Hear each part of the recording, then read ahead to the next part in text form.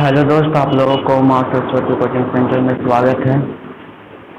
देखिए, आज आप लोगों को अगर वीडियो अच्छा लगे तो सब्सक्राइब जरूर कीजिएगा। और एक बात सुनिए, अगर वीडियो नया देख रहे हैं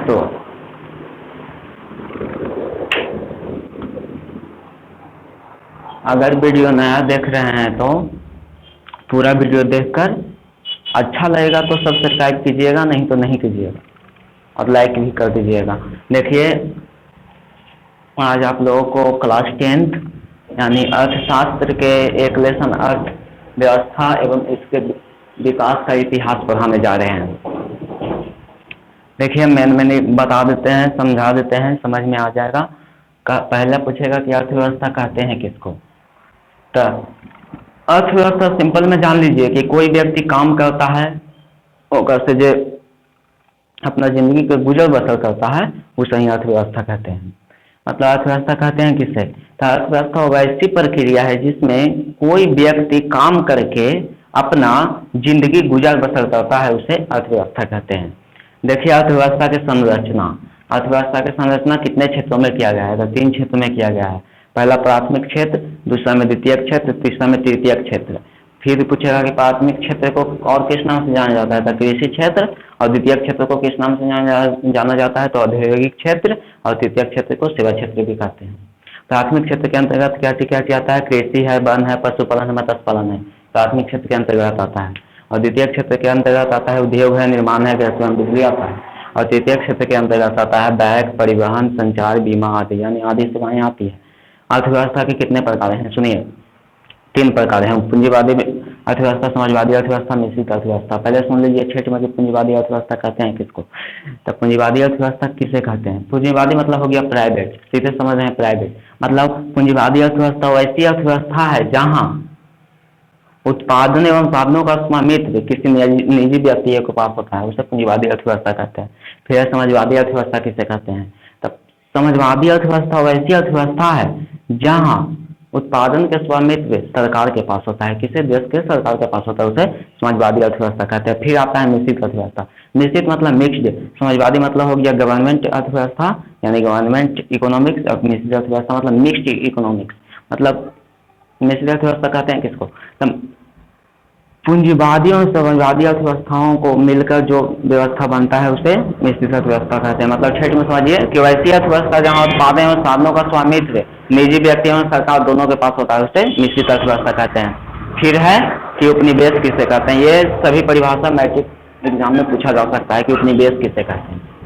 उपनिवेश मतलब होता है कोई भी बड़ा देश रहता है, छोटा देश रहता है ना, वो का पर कब्जा कर लेता है, कब्जा करके उसे गुलाम बना लेता है, उसे उपनिवेश कहते हैं। मतलब परिभाषा में समझिए कि उपनिवेश किसे कहते हैं। तो उपनिवेश मतलब होता है कि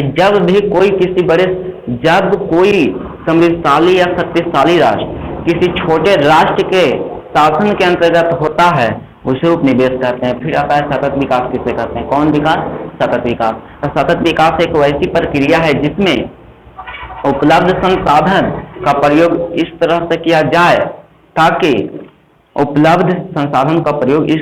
जाए ताकि वर्तमान में होने वाली जरूरतों को पूरा करने के साथ साथ भविष्य के पीढ़ी में होने वाली जरूरतों को पूरा किया जा सके। मतलब ऐसा अभी सतत विकास में ऐसा पैसा कमाना चाहिए वर्तमान में कि अभी भी जरूरत के पूरा कर सकें और भविष्य के आने वाले के पीढ़ी के भी जरूरत के पूरा कर सकें। जैसे में कोई पिता पैसा कमाता है तो वह यही सोचता है कि आगे पीढ़ी, मतलब हमारा बेटा ही संभालेगा जो अच्छा से जिंदगी गुजर बसर करेगा, उसे सतत विकास कहते हैं। वही हो गया। योजना आयोग किसे कहते हैं? देखिए, योजना आयोग का सीधा मतलब होता है कि योजना आयोग का गठन कब हुआ। तो एक गठन हुआ था, जानते हैं, 15 मार्च 1950 ईस्वी में इसका गठन हुआ था। ठीक, लेकिन अब योजना आयोग अभी नहीं है, अब हो गया है, इसे नाम बदल कर रख दिया है नीति आयोग। कौन आयोग? नीति आयोग। एक स्थापना हुआ था 2015 ईस्वी में एक स्थापना हुआ था। फिर आता है राष्ट्रीय आय किसे कहते हैं? राष्ट्रीय आय किसे कहते हैं? मतलब किसी देश में एक साल में उत्पादित वस्तुओं के मौद्रिक मूल्य को राष्ट्रीय आय कहते हैं। मतलब एक साल में जितना उत्पादन वस्तु पे होता है ना, उसे राष्ट्रीय आय कहते हैं। फिर आता है प्रतिव्यक्ति आय किसे कहते हैं? तब प्रतिव्यक्ति आय किसे कहते हैं? सुनिए, राष्ट्रीय और सुनिए कि जिस देश का राष्ट्रीय आय अधिक होता है मतलब जिस देश का राष्ट्रीय आय अधिक होगा वो विकसित कहलाएगा। क्या चीज कहलाएगा? विकसित कहलाएगा। और जिस देश का राष्ट्रीय आय कम होगा वह अविकसित कहलाएगा। फिर आता है कि प्रति व्यक्ति आय किसे कहते हैं। तो एक ठेठ में समझिए कि राष्ट्रीय आय में देश के कुल जनसंख्या से भाग देने पर जो भागफल प्राप्त होता है उसे प्रति व्यक्ति आय कहते हैं। प्रति व्यक्ति आय बराबर होता है कि राष्ट्रीय आय बटा देश की कुल जनसंख्या। एटीएम का पूरा नाम ऑटोमेटिक टेलर मशीन होता है। एटीएम का पूरा नाम ऑटोमेटिक टेलर मशीन होता है। यह एक स्वचालित मशीन है जो 24 में 24 घंटा काम करते रहती है।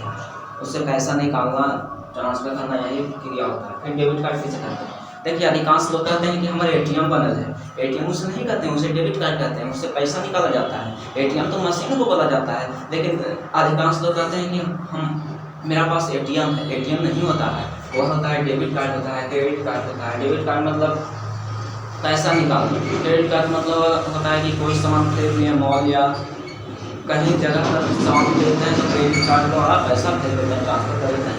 फिर आता है आर्थिक क्रिया। आर्थिक क्रिया किसे कहते हैं? मतलब ओएस हमारी वे सारी क्रियाएं जिससे हमें आय प्राप्त होती है। मतलब हम लोग जौन काम करते हैं जिससे आय प्राप्त होता है। मतलब हम लोग काम करते हैं, कोई व्यक्ति ठेला पर सब्जी बेचता है, मतलब कोई तरीका से गाड़ी चलाता है, कोई तरीका से पैसा प्राप्त होता है ना, उसे आर्थिक क्रियाएं कहते हैं। अगर हम सुनिए कि आर्थिक विकास की वैसी प्रक्रिया जिनसे हमें आय प्राप्त होती है उसे आर्थिक क्रियाएं कहते हैं। फिर आर्थिक क्रियाएं कहते हैं। अब मिश्रित अर्थव्यवस्था का निम्नलिखित में कौन देश में मिश्रित अर्थव्यवस्था है? तो खाली भारत ऐसा देश है जहाँ मिश्रित अर्थव्यवस्था है। भारत देश है ना जिसमें मिश्रित अर्थव्यवस्था है। देखिए एक और क्वेश्चन पूछेगा कि राष्ट्रीय विकास परिषद का गठन कब हुआ? तो इसका आंसर हो जाएगा 6 अगस्त 1952 ईस्वी। 1952। देखिए ये तो संभावनीय क्लास 10 के अर्थशास्त्र पार्ट 1 के, लेकिन और सब्जेक्ट है उसमें बारी बारी करके लेसन बाय लेसन डालेंगे आपके सामने। अगर वीडियो अच्छा लगे तो सब्सक्राइब जरूर कर दीजिएगा, क्योंकि देखिए बड़ी मेहनत करके वीडियो बनाते हैं। जो सब्सक्राइब कर रहे हैं वो देखते हैं तो बहुत अच्छा बात है, लेकिन जो नया नया देख रहे हैं वो सब्सक्राइब जरूर कीजिएगा। इसलिए वीडियो देखने के लिए धन्यवाद भाई लोग।